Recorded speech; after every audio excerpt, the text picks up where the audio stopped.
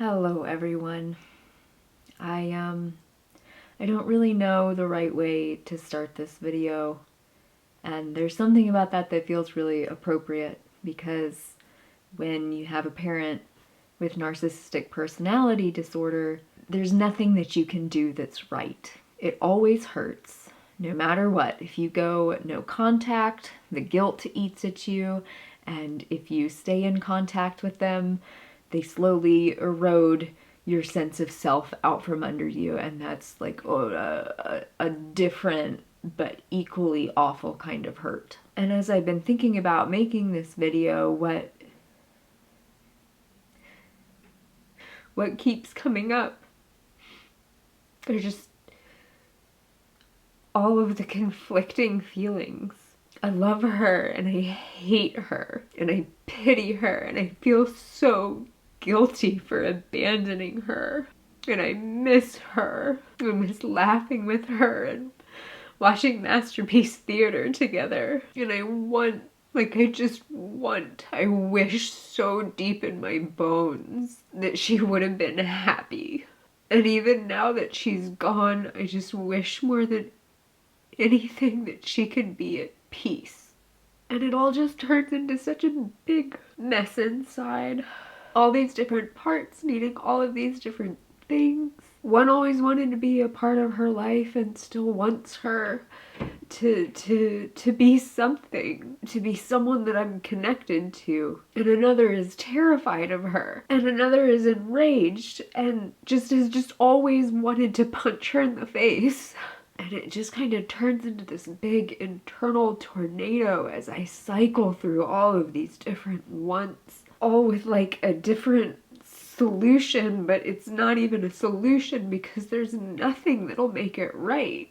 And it all feels like a landmine of shame because no matter what I say, it's never the right thing, and there will always be people who will shame me for having the feelings that I have. People who don't understand what it's like to have a parent who you love and who torments you. And I've had to make that choice my whole life because of her. Pretend so that at least there will be some people around you so that you're not totally alone. Even if it means that those people never really know who I am. Or be honest and get shamed. Be honest and get rejected. So here we are. No right way to talk about this, and I'm already crying.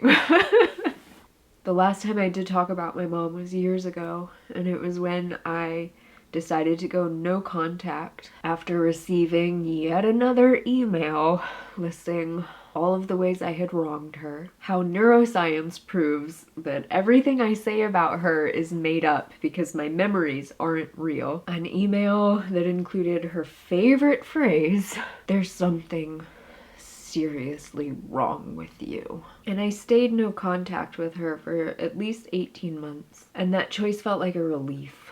I felt my psyche starting to knit itself back together. And I felt the seeds of self-worth and the seeds of confidence in my perception of reality starting to take root in me. And it wasn't the fake self-confidence bravado that I had been having to muster up for years. It was something that was real. And when I had space away from her, I felt my anger start to soften because I was setting the boundaries that I needed to set to make sure that I was protected. And during that time, I really grieved for everything that had happened between us, for the relationship that I wanted that wasn't ever gonna happen, and for all of the ways my life is smaller because of the way that she treated me.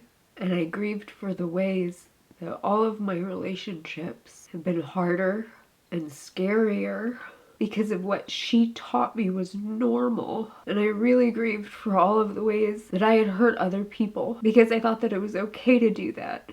I thought it was normal. I thought it was fair game. And I learned during that time how to understand that I didn't know better. And so to offer myself some compassion and forgiveness. But it's certainly been a process, and it's not something that can ever be undone. So at some point, I felt like I could talk to her and keep my center, because even though it felt really good to have her at a distance, my life was just like, it felt easy, it felt smooth, nothing surprising me or sneaking up on me. So even though that felt good, I've also always known that her life was not easy.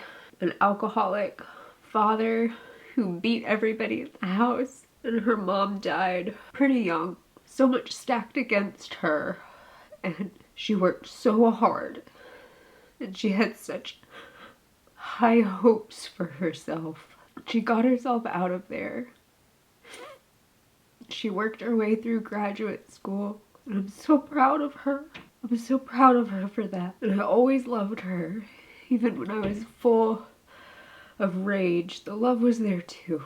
And as she got older, I wanted to be a person who could be there for her and listen to her and make her feel wanted and valued. And so we started talking, and it was always really draining, you know, having to keep up really strong boundaries and not share too much about my life so that she couldn't use it against me later, to sidestep the manipulative bait that she would dangle and the barbs that she would throw, like emotional aikido, and then just listening to her endless complaints about other people and criticizing them and judging them and making fun of them and putting them down. It was exhausting. Constantly trying to guide her back to something that was just less of a constant rumination about how awful everyone else was.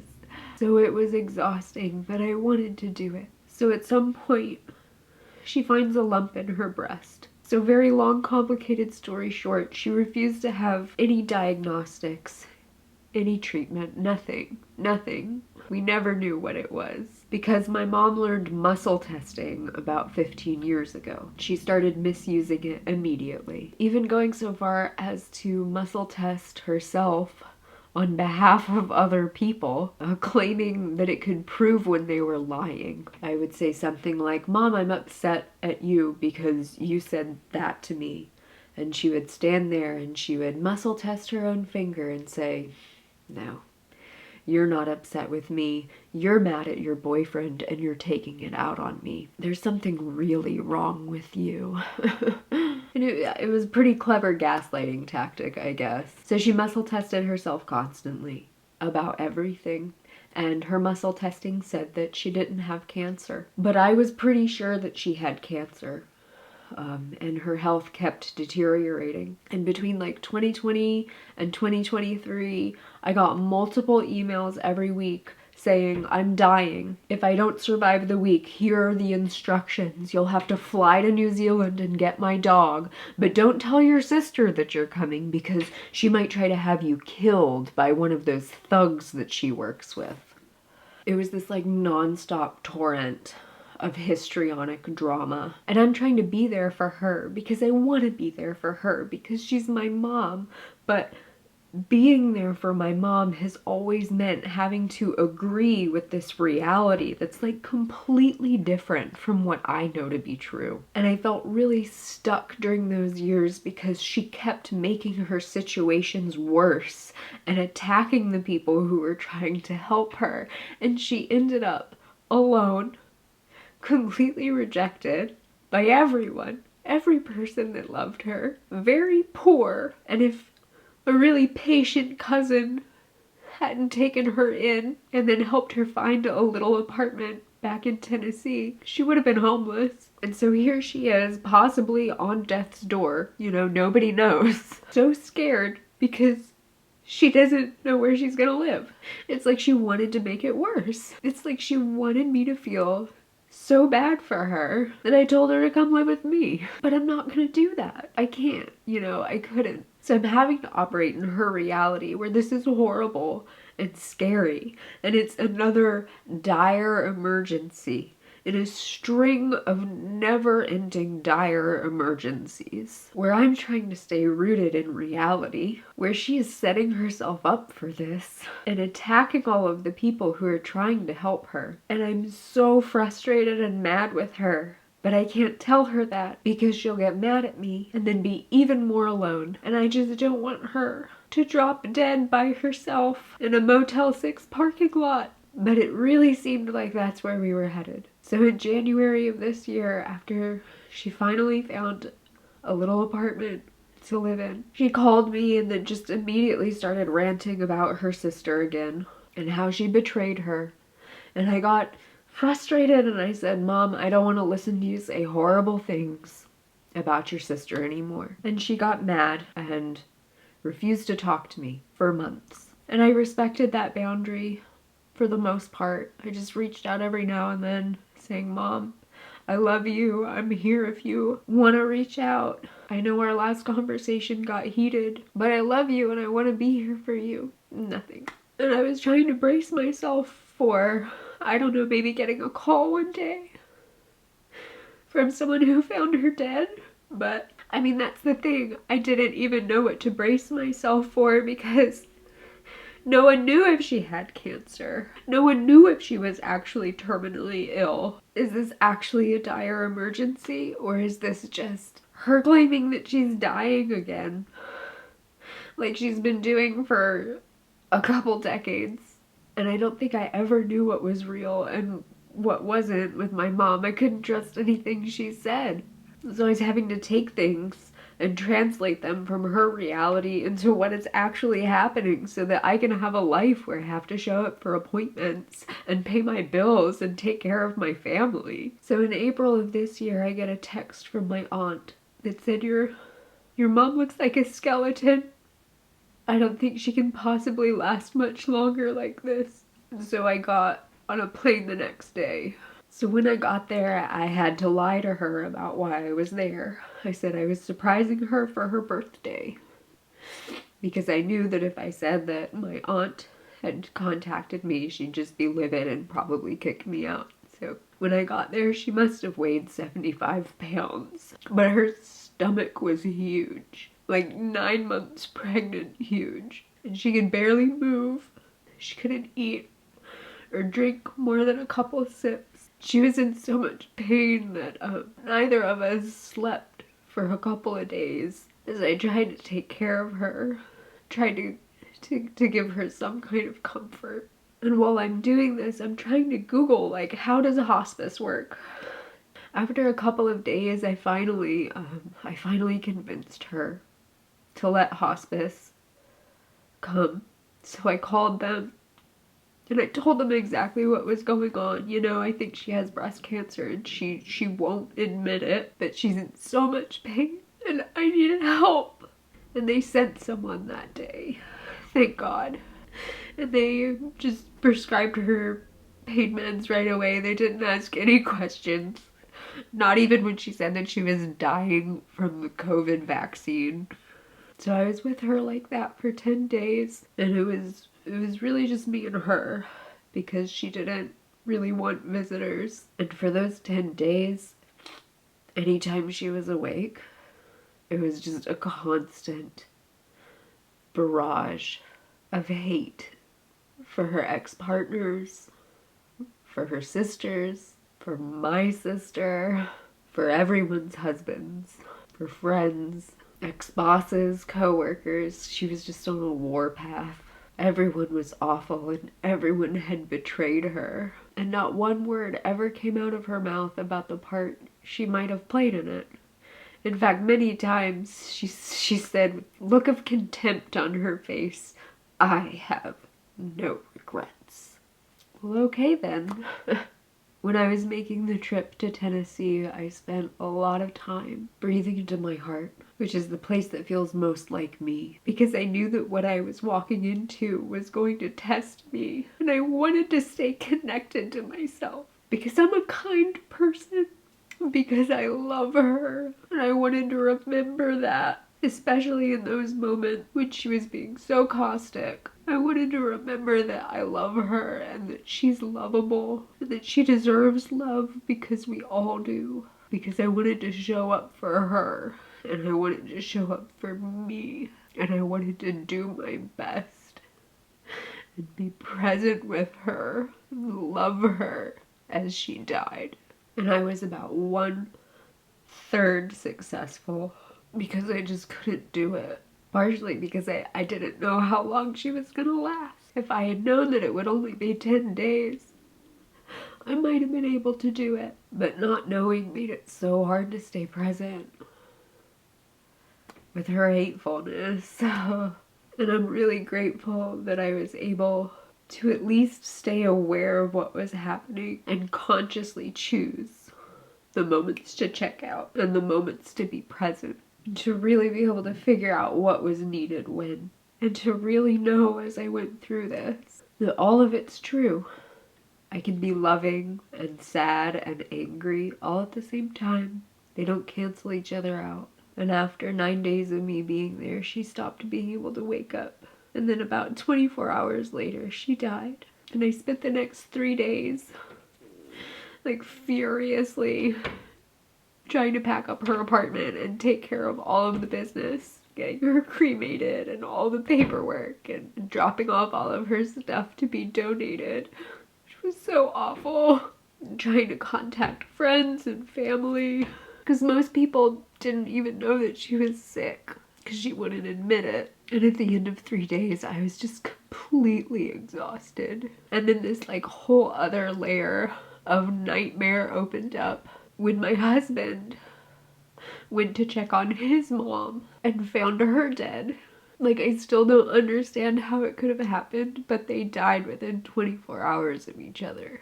And that's a whole other story, and it's not my story to tell.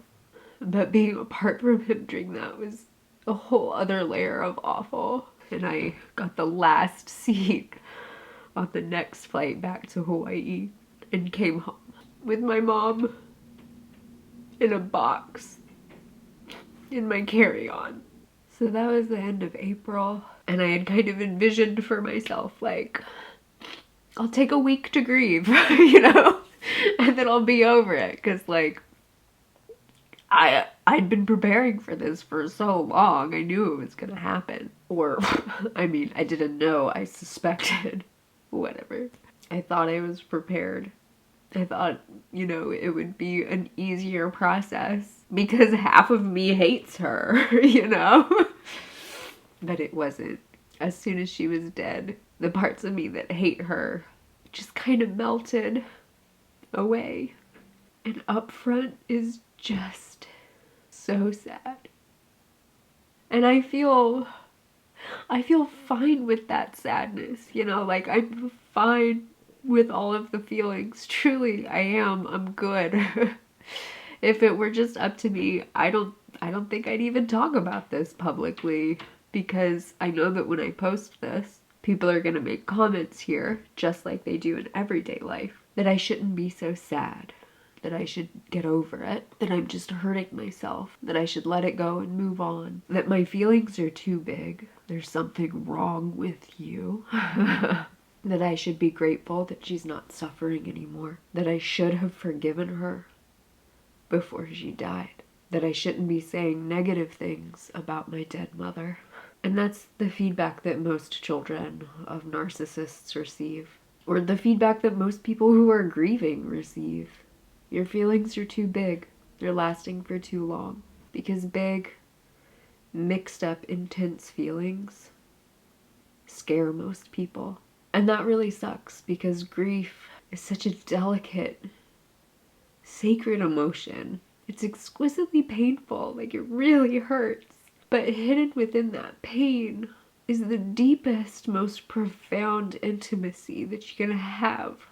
Intimacy with yourself and intimacy with life, because death is part of life. This pain is part of life. And it has felt like such a gift to be insulated from the world, so that I could just really be with my grief. Feel every single layer that comes up and pick it up every single day and roll it around in my hand. And that's why I'm here, sobbing on camera. Talking about this whole huge, big, private thing. Because within this story of what it's like to navigate illness and death of a narcissistic parent is the reassurance that having big, complicated, messy, painful feelings is completely normal. and that it's okay to feel everything at whatever pace feels right, and that it's in the feeling of it, the actual deep feeling of it, that's where the healing is. That's where peace could be. You know, there's a part of me that's really relieved that she's dead because she's not in physical or emotional pain anymore, and because I'm free of her. It's done. There's no more wondering. There's no more dread. There's no more bracing myself every time I check my email. And part of me misses her. Part of me wants my mom. Part of me has always wanted my mom, who's so sad that I didn't go out of my way to make her feel more wanted, who should have made sure that she knew that I loved her unconditionally. And even that word, unconditional, pisses me off because I did tell her that 15 years ago and she called me a naive moron and told me that her love for me was 100% conditional and that there was something very wrong with me. And part of me is terrified because I don't know where she is anymore. Is her spirit still floating around? Does she have powers? Will her intentions be any better than they were when she was alive? Has she learned any lesson? Do I need to be burning sage? Is she here right now getting pissed off about this video? I don't know. And part of me is just devastated that she's dead. I'm just completely horrified by the amount of pain and nausea and suffering that she experienced as cancer spread through and ate her body. The moment that she stopped breathing, it was just terror and wrongness. Like my animal body knew on some instinctual level that what I was seeing was just catastrophic. That life couldn't survive it, obviously. But that level of powerlessness was sobering. And I'm really tormented by knowing how miserably unhappy she was for years, years and years and years. And it is not soothing anymore to know that it was her own making. She did it to herself. It's only torment. It's just painful. And it can't be solved. There's nothing for it. Knowing that every innocent wish and hope that she had for her life didn't come true, but her worst fears did. I feel like I should have done something to save her, but I know in my bones that there was nothing. She wouldn't have had it. She would have eaten me alive, like she did everybody else. It's just a pain with no solution.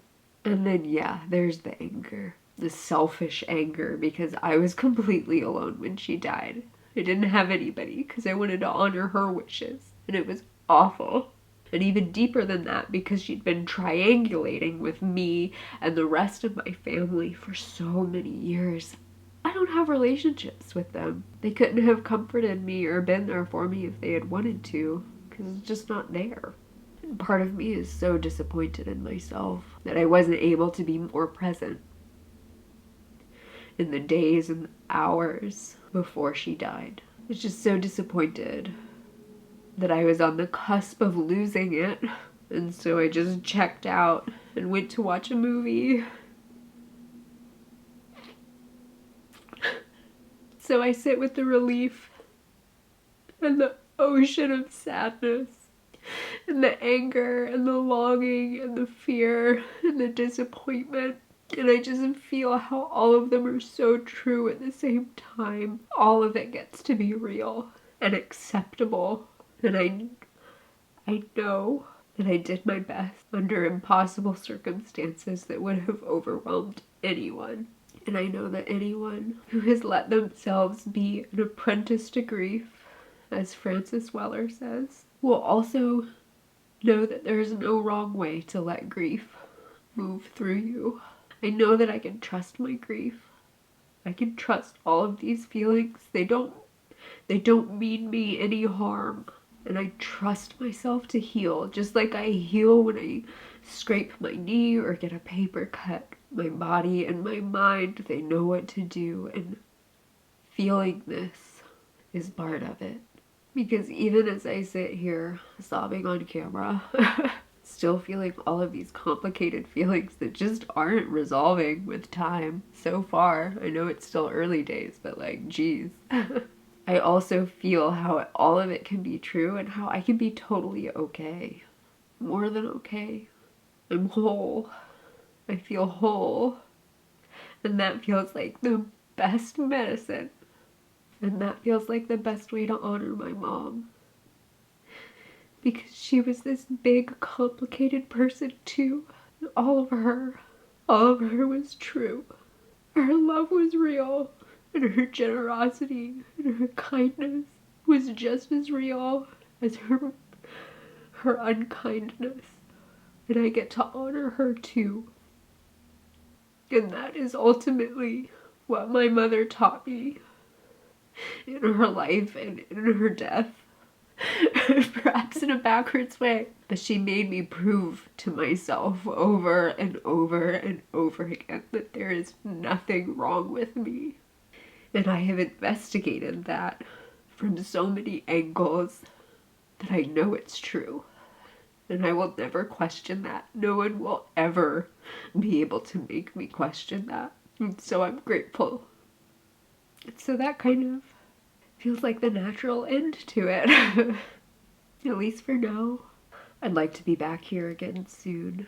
I'll do my best. I really, really treasure this opportunity that we have here to connect. This opportunity for me to be real. Because I don't get this very often in my real life. I'm blessed to have a few people who can meet me like this in the complexity. It would be so beautiful if society were more open to it. So I'm really grateful to be able to show up as me. It's good medicine. I love you all. I really appreciate you. And I want you to take really, really good care of yourselves. I'll see you.